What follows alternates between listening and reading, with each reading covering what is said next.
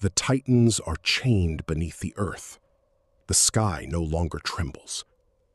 Zeus sits on a throne he built from the wreckage of his father's world, and for the first time in the long, violent history of the gods, there is peace.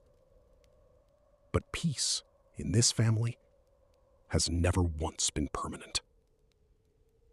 Before Hera, before the thunderbolts and the countless names carved into countless myths, there was Metis. She was not born of Olympus. She was a Titaness, daughter of Oceanus and Tethys, older than Zeus himself, and wiser than every god who would ever sit beside him. It was Metis, in fact, who had once slipped Cronus a potion that forced him to disgorge the children he'd swallowed whole, freeing Zeus's brothers and sisters from their father's stomach and turning the tide of the Titan War. Without her, there is no Olympus at all.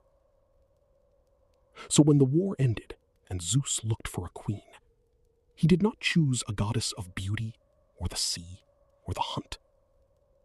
He chose the mind that had already saved him once. Metis became his first wife. And for a time, that was simply the truth of it. The king of the gods, married to the goddess of cunning and deep thought. It would not stay simple for long. Gaia, the earth herself, mother of Titans and mother of Zeus's mother, has never been silent. She watched Cronus swallow his own children out of fear of a prophecy, and watched that fear come true anyway. She knows better than anyone in creation that fate cannot be outrun, only postponed. So when Metis conceives, Gaia speaks. She tells Zeus that Metis will bear him 2 children. The first, a daughter, brilliant, fierce, equal to her father in wisdom and greater than him in war. That much Zeus could have lived with. It is the second child that ends his peace. A son who will grow to overthrow his father and rule the heavens in his place. Exactly as Zeus overthrew Cronus, exactly as Cronus overthrew Uranus before him. The pattern is not a warning. It is a law written into the bones of the world. The Sky Father falls to the son who comes after him. Zeus has seen this story before. He was the son who came after. He will not be the father who falls. Zeus does what his own father did before him, the very thing he once escaped by inches. He tricks Metis, flatters her, coaxes her into a contest of shape-shifting, and when she transforms herself small enough, he swallows her whole. It should end the prophecy there, a simple, brutal solution to an old family curse. Except Metis is already pregnant, and she does not die inside him. She simply continues. Deep within Zeus, she sets up a forge of her own, quietly building armor for the child she is still carrying, hammering metal that no living creature will ever see her shape. The king of the gods believes he has swallowed a threat. What he has actually done is carry his daughter to tomb inside his own body. Months pass, and then Zeus begins to suffer. It starts as pressure, then pain. A pain unlike anything a god has ever endured, splitting through his skull. Relentless, growing, until the king of Olympus is on his knees, shouting in agony loud enough to shake the mountain. Nothing eases it. No god, no remedy, no amount of divine endurance makes it stop. Finally, someone is sent for an axe. In most tellings, it is Hephaestus, the smith god, who alone has both the craft and the nerve for what happens next. In others, it is Prometheus who swings the blade, the same titan who will later be punished for defying Zeus on behalf of mankind. Here, still standing loyally at his side. Whoever holds the axe is the same. A single blow, straight down through the skull of the king of the gods. and Olympus goes silent. From the wound in Zeus's forehead, something rises.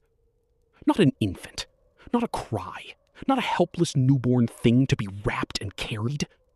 Athena emerges already grown, already armored, the war gear her mother forged in secret gleaming on her body, a spear in her hand and a shield on her arm. And she lets out a war cry that echoes across every peak of Olympus. The gods who witness it will speak of it for the rest of time. A daughter born not from a womb, but from thought itself, sprung fully formed from her father's mind, wisdom given a body and a weapon in the same instant. It is, even by the standards of this family, an impossible birth. And it is exactly what Gaia foretold. A daughter equal to her father in wisdom, greater than him in war. Athena does not need to grow into her power. She simply has it. She becomes the goddess of wisdom, not the wild, impulsive cleverness of a trickster, but strategy, foresight, the kind of intelligence that wins wars before the first blow lands. She becomes goddess of strategic warfare, too, standing in deliberate contrast to Ares, her father's other child. Where Ares is chaos and bloodlust, Athena is the calculated line between victory and slaughter. And she becomes, almost immediately, Zeus's favorite. Of all his children, born of all his wives and lovers and schemes, it is Athena, the daughter he tried to prevent, who ends up standing closest to his throne. But there was a second child in that prophecy, a son, the one Zeus swallowed Metis to stop. That child is never born, not because the prophecy was wrong, but because Metis herself never leaves. She remains inside Zeus, permanently, an eternal presence at the very center of his mind. In some tellings, she is the reason Zeus is called wise at all, not because the wisdom is his, but because hers has never stopped whispering to him from within. The son who might have overthrown him simply never comes to exist. Zeus did not outrun the prophecy. He swallowed the one person capable of fulfilling it, and in doing so, trapped fate itself inside his own skull, where it remains to this day, indistinguishable from his own thoughts. He calls it victory. Whether Metis would call it the same thing, no one has ever thought to ask.